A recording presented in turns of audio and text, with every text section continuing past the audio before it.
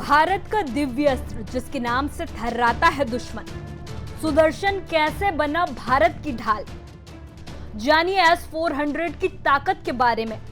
भारत और पाकिस्तान के बीच चले तनाव के दौरान भारत ने पाकिस्तान को घुटनों पर ला दिया, जिसके बाद पाकिस्तान को सीज फायर के लिए गिड़गिड़ाने पर मजबूर होना पड़ा। इसमें हमारे मजबूत डिफेंस सिस्टम का रोल सबसे अहम रहा है।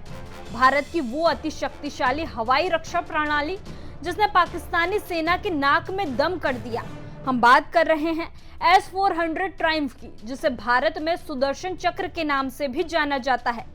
ये नाम हिंदू पौराणिक शस्त्र सुदर्शन चक्र से प्रेरित है। भगवान विष्णु के दिव्य अस्त्र सुदर्शन की तरह ही हमारा S-400 दुश्मन को चंद सेकंडों में मार गिराता है।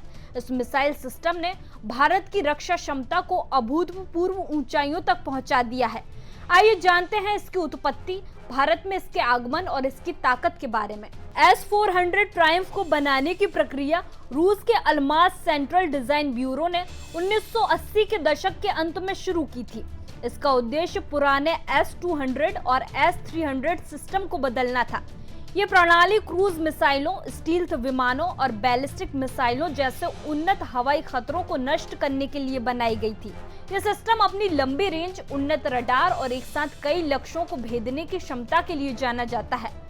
भारत में S-400 का आगमन एक रणनीतिक कदम था। 2018 में प्रधानमंत्री नरेंद्र मोदी और रूसी राष्ट्रपति व्लादिमीर पुतिन के बीच 5.43 अरब डॉलर यानी लगभग 35,000 करोड़ रुपए के सौदे पर हस्ताक्षर हुए। इस समझौते के तहत भारत को 5 S-400 स्क्वाड्रन मिलने थे। पहला स्क्वाड्रन दिसंबर 2021 में पंजाब में तैनात किया गया, जो पाकिस्तानी सीमा पर निगरानी करता है। दूसरा असम में और तीसरा राजस्थान में तैनात किया गया, जो क्रमशः चीन और पाकिस्तान की सीमाओं को सुरक्षित करते हैं। रूस यूक्रेन युद्ध के कारण बाकी 2 स्क्वाड्रनों की डिलीवरी में देरी हुई, जो 2026 तक पूरी होने की उम्मीद है। S-400 की ताकत इसकी बहुस्तरीय रक्षा क्षमता में ही बसी हुई है।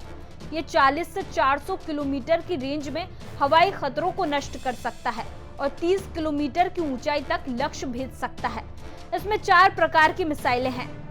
40N6 जो 400 किलोमीटर, 48N6 जो 250 किलोमीटर, 9M96E और 9M96E2 जो 40 से 120 किलोमीटर तक भेज सकता है। इसका रडार 600 किलोमीटर तक लक्ष्यों का पता लगा सकता है और एक साथ 300 लक्ष्यों को ट्रैक कर 36 खतरों को नष्ट कर सकता है। यह सिस्टम स्टील्थ विमानों, ड्रोनों, क्रूज और बैलिस्टिक मिसाइलों को निशाना बना सकता है। इसकी गतिशीलता भी कमाल की है और ये 5 मिनट में तैनात हो सकता है। भारतीय वायुसेना के कमांड और कंट्रोल सिस्टम के साथ जुड़कर ये भारत की हवाई रक्षा को अभेद बनाता है। हाल के भारत पाक तनाव में S-400 ने अपनी ताकत साबित की है। 8 मई 2025 की रात को पाकिस्तान ने 15 भारतीय शहरों जैसे श्रीनगर, पठानकोट, अमृतसर और लुधियाना पर ड्रोन और मिसाइल हमले किए। भारतीय वायुसेना ने S-400 सुदर्शन चक्र का उपयोग कर इन सभी खतरों को नष्ट कर दिया।